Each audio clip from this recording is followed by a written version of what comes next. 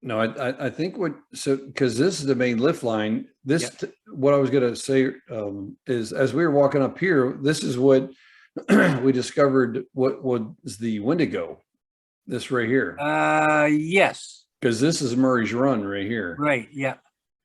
And we So, came back near the top of Windigo. yeah, so we kept coming across, we started walking and we looked at that trail and we're like, I think that's the Windigo. And then as we got up about here somewhere is when we started getting confused about Murray, because here's where the deck would be. Do you agree with that? Yep.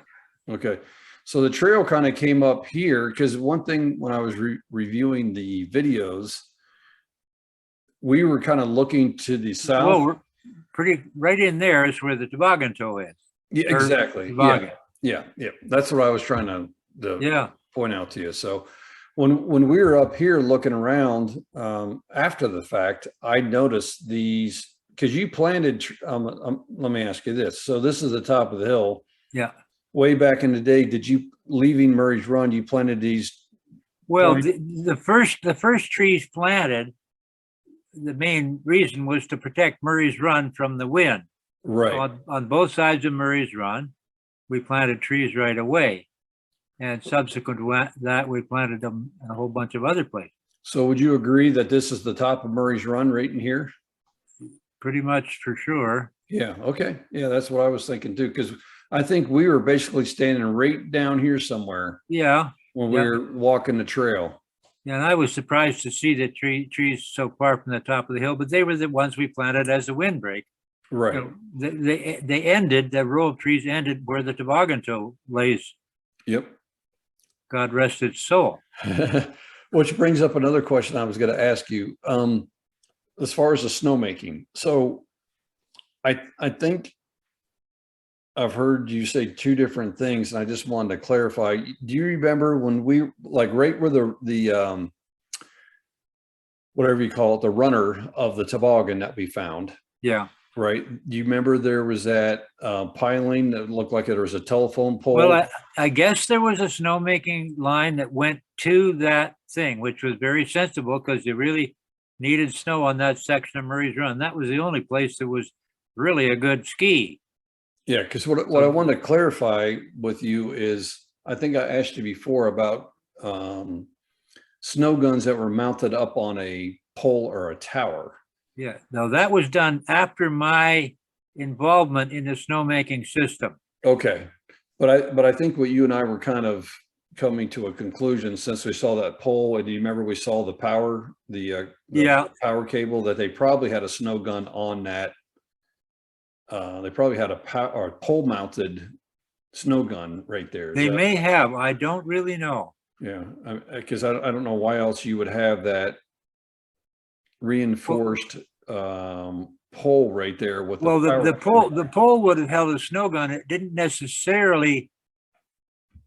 Well, you had to get electricity to the snow gun, and the snow gun was at the top of the, at the end of the wand at the top of the pole. So you had to run electricity up the pole and out to the snow gun, or you just had this long extension cord dangling down from the snow gun. Right. But I don't like, the only one I was ever, I think, used was at the top of the ski lift. And I don't remember honestly how we got the electricity to the gun. Probably ran up the boom, I guess you'd call it. Right. But it was fairly rudimentary at that stage of the snowmaking era. Yeah. God, that house is huge. What's that? That house is huge. Oh yeah. God. Yeah, but when I was looking at these trees, though, I'm like, man, as you're walking a trail now, I know what I'm looking at. It's like those are some really good clues of figuring out where you're at. And then, do you remember looking at like these trees over here? So this is the main lift line coming up here. Do you remember planting all these trees along the lift line? Not really, but I planted, virtually all of the trees that were planted with me and my buddies. But yeah, that was during my time there. It was early 60s. All of those trees were planted before 1965 at the latest. Yeah. So obviously this is where the lift started. And and we planted all those trees down near the chalet too. They're not too evident in that picture. You're talking about all these? Oh, yeah, okay, that's what I'm talking about. And all around Percy Smith's lot. Yeah, I remember you telling me you planted all these trees. Yeah, and they've all seeded themselves. There's Yep. two little patches near the chalet that I remember when we were flying over it taking the pictures. That dark spot there was trees I planted, I guess, on that area near the chalet. I mean, I really don't remember where every tree went, but you can see them in there. Yeah, yeah. No, I was just looking at this image and I was like, okay, here's the main lift line. Then as you come up, then obviously there's a very distinct line of trees that were planted. I'm thinking, okay, So, okay, well, those were planted. The Palmolive had a slightly different route than the T-bar, but that picture was taken obviously after the Palmolive became a T-bar, yes. Yep. and it was slightly moved. It'd be hard to tease it out of that photograph, though. Okay.